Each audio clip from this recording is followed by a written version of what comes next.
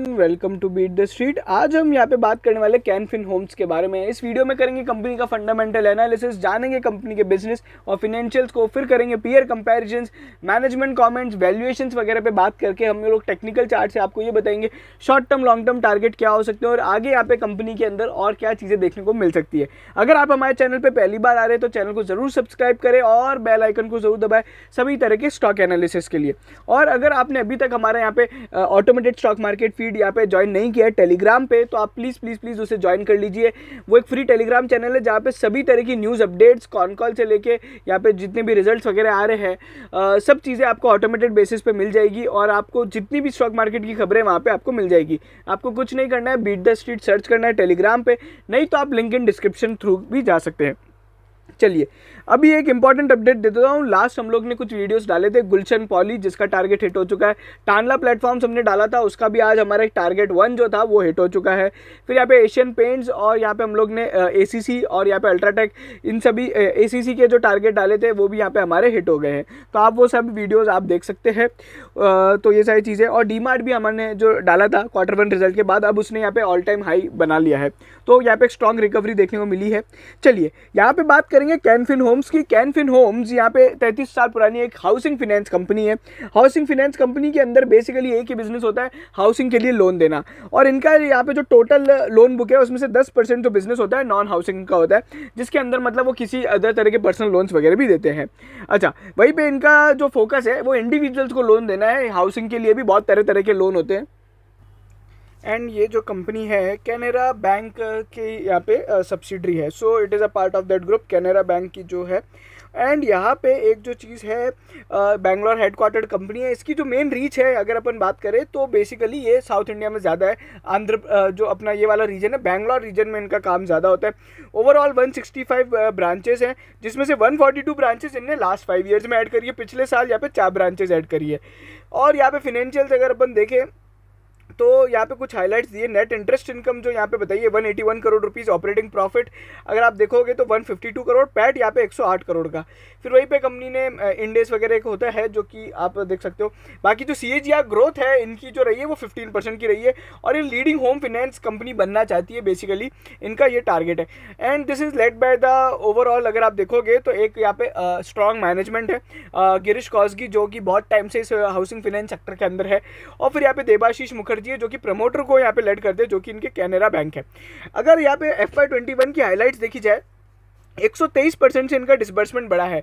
अब यहाँ पे क्या है, ये कि पूरी की पूरी जो कंपनी की ग्रोथ है ये आपके यहाँ पे रिटेल में जो हाउसिंग सेल्स होती है, मतलब इंडिविजुअल हाउसिंग सेल्स, यहाँ पे उस पर डिपेंड करती है। अगर आप देखोगे, इसको ट्रैक करने का एक बहुत सिंपल तरीका बताता हूँ स्टॉक में। अगर आप यहाँ पे लॉन्ग टर्म इन्वेस्टर या फिर ट्रेड करना चाहते हैं तो गोदरेज प्रॉपर्टीज, और अगर आप देखोगे तो अपना लोडा, ये जो कंपनीज होती हैं ये बेसिकली यहाँ पे फिगर्स पोस्ट करती है अपने क्वार्टरली सेल्स के। वैसे ही शोभा भी पोस्ट करती है, मतलब प्री जो क्वार्टर जैसे खत्म होता है सेल्स पोस्ट करती है। अगर इन कंपनीज के अंदर बूम है तो इस कंपनी के अंदर भी बूम होगा, ठीक है। वो यहाँ पे बेसिकली अगर आप देखोगे तो वो महाराष्ट्र रीजन वाली है, बट फिर भी इनका महाराष्ट्र में भी प्रेजेंस है। एंड ओवरऑल यहाँ पे आपको सेक्टर का आउटलुक मिलेगा। लोन बुक जो है इनकी यहाँ पे अगर आप देखोगे 22,200 करोड़ रुपए रही है, जो कि यहाँ पे टोटल क्लाइंट अगर आप देखते हो यहाँ पे मतलब जो टोटल कस्टमर है 1.8 लाख है। नेट इंटरेस्ट इनकम और PBT पैट की बात हो चुकी है। नेट इंटरेस्ट मार्जिन 3.31% है। इसका मतलब क्या हुआ, नेट इंटरेस्ट मार्जिन मान लीजिए आप ऐसे समझो कि यहाँ पे है ना चार्ज करती है 10% और यहाँ पे जो अगर आप देखोगे तो ये पे करती है 6 यहाँ पे अगर आप देखोगे तो 71%, ठीक है। तो यहाँ पे जो डिफरेंस आता है, मतलब ये अपने खुद की जो डेप्ट पे इतना पेमेंट करती है और लोगों से इतना लेती है, इसका जो डिफरेंस होता है नेट इंटरेस्ट मार्जिन कहलाता है। ROA रिटर्न ऑन एसेट्स अगर आप देखोगे तो यहाँ पे करीबन 2% का रहा है। ROE जो इसका है वो करीबन 16% का है। EPS 8 रुपये रहा है। कॉस्ट टू इनकम रेशो यहाँ पे 16.55% है। और जो CRAR है, जो कि यहाँ पे एक RBI का बहुत बड़ा रेगुलेटरी होता है कि क्रेडिट रिस्क असेस्ड रेशो जो होता है, तो वो यहाँ पे अगर आप देखोगे तो 26% है। और वहीं पे जो ग्रॉस NPA और नेट NPA जो है वो 1% से कम है, जो कि बहुत बड़ी बड़ी हाउसिंग फाइनेंस कंपनीज में भी नहीं है। सो इट इज़ लाइक अगर यहाँ पे जो अपन देखेंगे इनके जो NPAs है वो यहाँ पे HDFC जैसे है, मतलब अगर आप देखोगे ना HDFC के भी लगभग इतने ही NPA होते हैं। वहीं पे कंपनी ने यहाँ पे टोटल यहाँ पे जो डिसबर्समेंट वगैरह बताया। अच्छा, सैलरीड यहाँ पे जो प्रोफेशनल्स होते हैं और यहाँ पे जो प्रोफेशन होता है वो 73% है। तो अब इसमें क्या होता है कि बेसिकली जो 73% सैलरीड कस्टमर में क्या होता है कि वो लोग है ना बहुत प्लान्ड वे में काम करते हैं, मतलब उनका जो बजट वगैरह होता है, मंथली बजट वगैरह भी, एक सैलरी, अगर आप सैलरीड एम्प्लॉई हैं तो आपको पता होगा आप सब कुछ प्लानिंग करके रखते हो, so there is less chance of default on that particularly individuals. वहीं पे जो average ticket size of the housing loan है वो यहाँ पे 20 लाख से 10 लाख के बीच में होता है। ओवरऑल अगर आप देखोगे तो 20 लाख का यहाँ पे हाउसिंग लोन का साइज होता है, नॉन हाउसिंग के अंदर 10 लाख का लोन होता है। यहाँ पे अगर अपन देखिए परफॉर्मेंस जून 21 क्वार्टर के लिए 829 मिलियन का इन लोग ने यहाँ पे बेसिकली यहाँ पे अप्रूवल्स दिए, 894 मिलियन का यहाँ पे ओवरऑल यहाँ पे अगर आप देखोगे तो डिसबर्समेंट है, जो कि पिछले क्वार्टर से तो कम है। इसके पीछे क्या इंपैक्ट रहा है कि कोविड-19 के कारण वापस जो सेकंड वेव आई थी अपने यहाँ पे, तो वो उसने पूरे बिजनेस को यहाँ पे इम्पैक्ट किया है। बाकी आउटस्टैंडिंग जो लोन बुक है वो यहाँ पे इंक्रीज होती हुई दिखाई दी। अपन ने रिसेंट में HDFC बैंक में देखा था, उनकी लोन बुक जो है वो यहाँ पे डिक्रीज होती हुई दिखाई दे रही है, so that has been a concern for them. But यहाँ पे इस छोटी सी कंपनी ने यहाँ पे अपनी लोन बुक को बढ़ाई है, एंड लोन ग्रोथ ही यहाँ पे बहुत बड़ा इंपॉर्टेंट अभी हो गया है। हर किसी को आप लोन दे नहीं सकते, और अगर आपने लोन ग्रोथ पोस्ट नहीं करी तो आपका बिजनेस ठप हो जाएगा, so that is very very important now. बाकी अगर आप देखोगे इंटरेस्ट इनकम वगैरह जो है एंड वो सब जो आप देखोगे तो यहाँ पे एक स्टडी इंटरेस्ट इनकम रही है, मतलब देखो अगर आप देखो 460 मिलियन पहली थी और 449 मिलियन थी, सो यहाँ पे जो इम्पैक्ट अगर आप देखोगे कुछ लोगों ने कम पे किया होगा, सो दैट हैज़ बीन यहाँ पे वो एक इम्पैक्ट देखने को मिल रहा है। बाकी नेट इंटरेस्ट इनकम वगैरह भी यहाँ पे ठीक ठाक रही है, एंड यहाँ पे जो टोटल अगर आप देखोगे कॉस्ट टू इनकम रेशो जो अगर आप देखते हो तो यहाँ पे वो अभी अगर आप देखोगे कॉस्ट टू इनकम रेशो यहाँ पे बहुत यहाँ पे कम हो गया है। बाकी यहाँ पे जो टोटल इनकम है बैंक की, अगर आप इसे कंपेयर करते हो तो यहाँ पे पिछले क्वार्टर और पिछले साल दोनों से ही यहाँ पे कम है। सो ओवरऑल जो रिजल्ट रहे हैं वो डिसेंट रहे हैं, या ना ज़्यादा खराब रहे हैं ना ज़्यादा यहाँ पे अच्छे रहे हैं, ठीक है। और ओवरऑल अगर आप मुझसे पूछते हो कि क्या बाजार की एक्सपेक्टेशंस के बराबर थे क्या, यहाँ बिल्कुल बिल्कुल बाजार की एक्सपेक्टेशंस के बराबर थे। और यहाँ पे अगर आप देखोगे ये क्वार्टरली अपडेट के बाद यहाँ पे थोड़े बहुत और चीज़ें बताई है, प्रोविजंस वगैरह कंपनी कैसे बना रही है, और PBT पैट वगैरह अगर आप देखते हो तो यहाँ पे पैट के अंदर अच्छी खासी ग्रोथ है as compared to last year as well as यहाँ पे प्रीवियस क्वार्टर। फिर ग्रॉस एनपीए रेशो यहाँ पे थोड़े बहुत इंक्रीज होते हुए दिखाई दिए। अगर आप इसको देखोगे तो यहाँ पे पिछले साल से अगर आप कंपेयर करते हो तो ग्रॉस एनपीए बढ़ते हुए दिखाई दिए, but Q on Q basis पे यहाँ पे ग्रॉस एनपीए कम हुए हैं। और अपन ने HDFC बैंक में देखा था उनके एनपीएस बढ़ गए हैं। देखिए वो बैंक है और ये टोटली हाउसिंग फाइनेंस कंपनी, और हाउसिंग फाइनेंस में अभी सबसे पहले रिजल्ट ही कैन फिन होम्स ने डाले, तो as of now you can't compare your other companies in other performance. वहीं पे नेट एनपीए रेशो के अंदर अगर आप देखते हो तो यहाँ पे दोनों ही फ्रंट में वापस वही चीज़ हो रही है कि क्यू ऑन क्यू बेसिस पे तो यहाँ पे कम होता हुआ दिखाई है, YOY बेसिस पे यहाँ पे ओवरऑल बढ़ते हुए दिखाई दिए। So this has been the overall यहाँ पे सिचुएशन की यहाँ पे एनपीए की यहाँ पे बात कैसी है। फिनेंशियल रेशोज में लगभग आपको बता चुका हूँ। आप इसको अगर आप देखते हो तो ये आप इसको ओवरऑल आप कंपेयर कर सकते हो।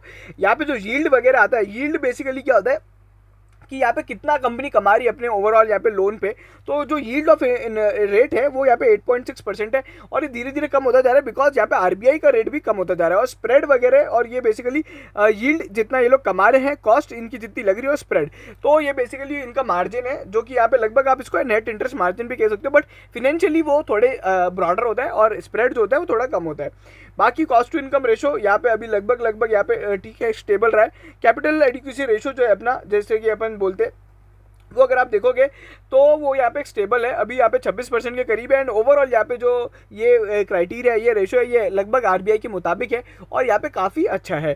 सो this has been the performance. और वहीं पे अगर आप देखोगे इनकी जो लैंडिंग बास्केट है, उसके बाद अगर आप देखोगे हाउसिंग लोन्स के अंदर यहाँ पे कैसे कैसे दिया जाता है, और सैलरीड पर्सनल के अलावा यहाँ पे अदर तरह के लोन्स देते हैं। देखो अदर तरह के लोन्स यहाँ पे दिए जा सकते हैं, बेसिकली लोन्स फॉर साइट वगैरह, और यहाँ पे जो अदर बिल्डर्स वगैरह को भी लोन दिए जाते हैं। सो वो एक थोड़ा बहुत ओवरऑल साइज है, बट यहाँ पे अगर आप देखोगे तो 71% लोन तो इनका सैलरीड कस्टमर को जाता है।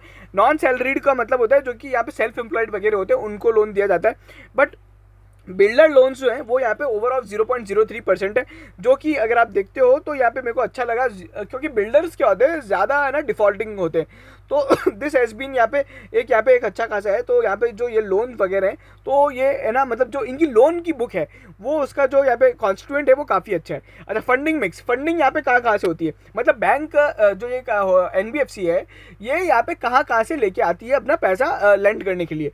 पहले यहाँ पे क्या होता था, 1% यहाँ पे डिपॉजिट हुआ करता था, ये डिपॉजिट टेकिंग NBFC है, बट अब ये यहाँ पे 2% हो गया। और डिपॉजिट यहाँ पे अपने को देखना रहेगा आने वाले टाइम में डिपॉजिट का परसेंटेज ओवरऑल फंडिंग में कितना बढ़ता है, बिकॉज ये ये वाला जो फंडिंग ये वाली जो फंडिंग होती है ना, ये वाली जो अमाउंट होती है, इस पर सबसे कम इंटरेस्ट पे करना पड़ता है। बाकी अगर आप बैंक से लेते हो और या फिर बोरोइंग या फिर नेशनल हाउसिंग बैंक से लेते हो तो इसमें यहाँ पे इंटरेस्ट रेट जो आपको पे करना रहता है वो ज़्यादा रहता है। So deposit has been very very important, और अब अगर ये धीरे धीरे इंक्रीज होता है तो यहाँ पे एक अच्छा खासा मूवमेंट देखने को मिल सकता है।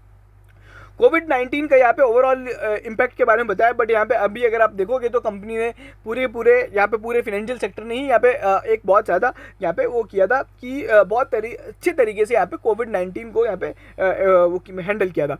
अच्छा, यहाँ पे अगर आप देखोगे आंध्र प्रदेश, कर्नाटका, तमिलनाडु, तेलंगाना और ये वाला जो एरिया है बेसिकली इंडिया का, सो इसमें इनका सबसे ज़्यादा पोर्शन है। सो आप यहाँ पे देख सकते हो 186 ब्रांचेज हैं और 14 सैटेलाइट ऑफिसेज हैं, and this has been the overall यहाँ पे इनका, तो मतलब अगर आप देखोगे सबसे ज़्यादा यहाँ पे ना ओवरऑल मतलब हर जगह है। बट यहाँ पे कंपनी ने ये डिस्क्लोज नहीं किया है कि यहाँ पे इनका कौन सी स्टेट में सबसे ज़्यादा है। मान लीजिए अगर कर्नाटका, आंध्र प्रदेश और तमिलनाडु वाली स्टेट्स में ज़्यादा हुआ और इनको यहाँ पे कल को वहाँ पे ड्रॉट या फ्लड वगैरह आ जाता है, जैसे अपन ने देखा तमिलनाडु में बहुत बार फ्लड आते रहते हैं और बंगाल में भी फ्लड आते हैं, तो यहाँ पे ना ये जो रीजनल प्लेयर्स होते हैं, ये एक रीजनल कंपनी है, ये ज़्यादा इफेक्ट होती है। जैसे बंधन बैंक में देखा था वेस्ट बंगाल में जब आज से 2 साल पहले 1 साल पहले जब फ्लड आए थे तो पूरा का पूरा उसका शेयर बहुत ज़्यादा टूटा था और वहाँ पे बहुत ज़्यादा प्रॉब्लम हो जाती है। बाकी कंपनी ने यहाँ पे कलेक्शन एफिशिएंसी पे यहाँ पे कोई यहाँ पे अभी डिस्क्लोजर नहीं दिया है। कलेक्शन एफिशिएंसी बेसिकली क्या होता है कि कलेक्शन एफिशिएंसी का मतलब होता है कि यहाँ पे मैं अगर 100 रुपये मांगता था तो मैं अभी यहाँ पे कितने रुपए अभी मैंने कलेक्ट किए है ना, तो वो कलेक्शन एफिशिएंसी कहलाता है, बट यहाँ पे कंपनी ने डिस्क्लोज नहीं किया है। चलिए ओवरऑल यहाँ पे अगर आप वैल्यूएशन देखोगे 15 के पी पे ट्रेड हो रहा है। प्राइस टू बुक रेशियो जो इसका है 2.78 है। डेप्ट टू इक्विटी इनका ज़्यादा है बिकॉज ये अभी एक फाइनेंशियल कंपनी, तो इनका डेप्ट टू इक्विटी तो ज़्यादा होगा ही। बुक वैल्यू इसका जो है 196 रुपीज़ का है। करंट प्राइस इसका 544 का है। पी रेशियो की अगर आप हिस्ट्री देखते हो कि यहाँ पे क्या हिस्ट्री रही है, तो अभी अपने काफ़ी कम टाइम के पी पे ट्रेड हो रहा है। अगर अपन 6 महीने का भी ग्राफ लें तो यहाँ पे 6 महीने में भी अभी ये ना लगभग जो 17-18 के पी पे ट्रेड होता था, अभी यहाँ पे 15 के आसपास पी पे ट्रेड हो रहा है। और 1 साल में अगर आप देखते हो तो लगभग ये 17 से 15 यहाँ पे पी पे ट्रेड हो रहा था। बहुत से लोग पूछते हैं कि पहले हाई पी पे क्यों था और अब लो पी पे क्यों है। पहले हाई पी पे इसलिए था, पहले यहाँ पे फ्यूचर ग्रोथ पे बैठ की जा रही थी कि यहाँ पे कंपनी बहुत अच्छा परफॉर्म करेगी। अब यहाँ पे कंपनी अच्छा परफॉर्म कर रही है तो यहाँ पे ऑटोमेटिकली वो जो हाई पी होता है वो लो पी बन जाता है। और अभी क्या है, अब यहाँ पे इतनी फ्यूचर ग्रोथ यहाँ पे है ना, मतलब इतना ग्रोथ पोटेंशियल नहीं है जो आज यहाँ पे 3 साल पहले था। कंपनी ने 3 साल में जो बिजनेस किया है वो अब है नहीं वैसा, है ना। अच्छा, पी रेशो HDFC का 24 का है। बाकी यहाँ पे अगर आप देखते हो तो आवास फाइनेंशियर्स का है 74 का पी, वो तो बहुत ही हाईली वैल्यूड कंपनी है। PNB हाउसिंग फाइनेंस जैसी कंपनियों से तो ये लाख बेहतर है। हुडको जो कि सरकार चलाती है तो उसमें थोड़ा बहुत यहाँ पे ओवरऑल प्रॉब्लम रहती है। इंडिया बुल्स हाउसिंग फाइनेंस एक रिवाइवल कंपनी है हाउसिंग फाइनेंस सेक्टर के अंदर, जिसने काफ़ी अच्छा परफॉर्म किया है। तो ओवरऑल यहाँ पे जो वैल्यूएशन है वो जस्टिफाइड है, ना ही ओवर वैल्यू है ना ही यहाँ पे अंडर वैल्यूड है। वहीं पे प्राइस टू बुक रेशो में अगर आप देखते हो तो यहाँ पे जो इसका कैन फिन होम्स का रहा है वो यहाँ पे लगभग ठीक ठाक है। HDFC के अगर आप कंपैरिजन कर सकते हो तो वो उसके बराबर रहा है।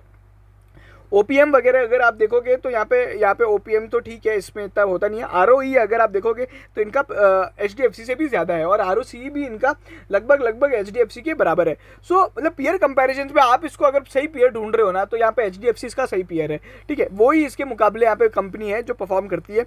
अच्छा, शेयर होल्डिंग पैटर्न में अगर अपन जान ले कैनरा बैंक के यहाँ पे क्या क्या हो रहा है, तो यहाँ पे जो शेयर होल्डिंग पैटर्न है यहाँ पे जो स्टेबल रहा है, लगभग यहाँ पे जो स्टेक है वो बिल्कुल स्टेबल रहा है। DIIs ने अपना यहाँ पे थोड़ा बहुत अभी यहाँ पे स्टेक कम कर दिया है। वहीं पे पब्लिक शेयर होल्डिंग के अंदर भी यहाँ पे अगर अपन देखिए कोई बड़ा आदमी है क्या, तो ये कुछ लोग हैं जो बाहर के हैं, जिसमें से कैलेडियम इन्वेस्टमेंट है और वो सब है, तो इनमें थोड़े बहुत चेंजेस आए हैं। वैनगार्ड वगैरह ने अपना स्टेक यहाँ पे अगर आप देखोगे तो बढ़ाया है। तो ओवरऑल तो ये सब चीज़ें हैं। वहीं पे म्यूचुअल फंड्स में अगर आप देखते हो तो यहाँ पे एक्सिस म्यूचुअल फंड ने तो बढ़ाया है स्टेक। उसके बाद अगर आप देखोगे तो मैक्स लाइफ इंश्योरेंस ने भी अपना स्टेक बढ़ाया है। सो मैं हर बार बोलता हूँ कि एक बड़ी कंपनी में किसी भी एक इसको है ना ट्रेडर को या फिर इन्वेस्टर को यहाँ पे ट्रैक नहीं करना चाहिए, बिकॉज जनरली इनमें क्या होता है कि आप तो लाख रुपए के पोर्टफोलियो पे काम करते हो और वो लोग करोड़ों के पोर्टफोलियो पे काम करते हैं। सो वो यहाँ पे इम्पैक्ट हो जाता है। अपने को ज़्यादा किसी आदमी को यहाँ पे फॉलो नहीं करना है। चलिए अब यहाँ पे एक बार हम बात कर लेते हैं ओवरऑल यहाँ पे टेक्निकल एनालिसिस और चार्ट्स वगैरह, और मैं बता देता हूँ टारगेट वगैरह क्या रहेंगे। तो ये अभी जो स्टॉक है अपने 20 डेज़ के EMA SMA से ऊपर चल रहा है, बट जो लास्ट 10 दिन में थोड़ा बहुत बियरिश जोन बना हुआ है। वहीं पे अगर आप देखोगे 100 SMA या फिर 200 SMA वाले जो हैं वो मूविंग एवरेजेस अभी क्रॉस नहीं कर रहे, तो एक रेंज बाउंड ट्रेड आप कह सकते हो पिछले 2-3 महीने में रहा है। वहीं पे जो रेजिस्टेंस है इसके लिए, वो यहाँ पे जो रेजिस्टेंस मेन है जो एक 600 रुपये का रेजिस्टेंस है, उसके बाद जो सपोर्ट बनता है वो 500 रुपये का बनता है, ठीक है। तो ये है, उसके बाद रेजिस्टेंस और ये सपोर्ट तो मैंने आपको बता दिया। अब इसमें क्या होगा ना, आप एक ना सिंपल ग्रोथ यहाँ पे एक्सपेक्ट कर सकते हो 10 से 20% की, जो कि एक लॉन्गर टाइम फ्रेम में रहेगी। आप ये मत एक्सपेक्ट करो कि यहाँ पे ओवरऑल है ना आप एक मल्टी बैगर टाइप्स रिटर्न यहाँ पे आप एक्सपेक्ट नहीं कर सकते, बिकॉज जो एक अंडर वैल्यूएशन थी स्टॉक के अंदर वो अब यहाँ पे लगभग यहाँ पे ख़त्म हो गई है। तो यहाँ पे अगर अपन 1 साल का इसका भी चार्ट देखते हैं तो इसने काफ़ी अच्छे यहाँ पे रिटर्न्स दिए हैं, लगभग 416 से यहाँ पे अभी अगर आप देखोगे 534 रुपये के लगभग आया था, फिर 600 रुपये को यहाँ पे तोड़ दिया है। और यहाँ पे कोई वॉल्यूम्स वगैरह है नहीं, तो मैं आपको यही बोलूँगा कि बेसिकली इस कंपनी के अंदर अभी कोई मोमेंटम वगैरह नहीं बन रहा है, ठीक है। टारगेट्स मैं आपको फिर भी दे देता हूँ। टारगेट, पहला टारगेट ऑब्वियसली 600 रुपये का रहेगा, फिर आप 750 रुपये तक के एक टारगेट देख सकते हो। बाइंग जोन क्या बनता है, बाइंग जोन मैं आपको बताता हूँ, तो आप सपोर्ट के थोड़ा नीचे मतलब 480 एक जो लेवल है 480 से 500 के बीच में आप एक लॉन्ग टर्म टाइम के लिए आप बाय कर सकते हो। जिनको लगता है कि HDFC के अलावा और किसी हाउसिंग फाइनेंस में यहाँ पे बैट करना चाहिए तो वो यहाँ पे इस पे बैट कर सकते हैं। की इंडिकेटर्स और की पॉइंट्स जो रहेंगे आने वाले टाइम में ट्रैक करने के लिए वो ये रहेंगे कि हाउसिंग सेल्स कितनी होती है। ओवरऑल यहाँ पे हाउसिंग सेल्स का मार्केट बहुत बढ़ रहा है, so this will be the key beneficiary यहाँ पे अगर आप देखोगे तो। और बाकी अगर आप देखोगे सभी जो कंपनी से पूरे कंस्ट्रक्शन सेक्टर से related, Godrej properties, Asian paints या फिर अल्ट्राटेक सीमेंट, सभी के रिजल्ट्स काफ़ी अच्छे आ रहे हैं और यहाँ पे आने वाले टाइम में भी अच्छे आएंगे। So this will be the key beneficiary. जैसे जैसे यहाँ पे इकोनॉमी खुलती है, लोगों का इनकम लेवल राइज होगा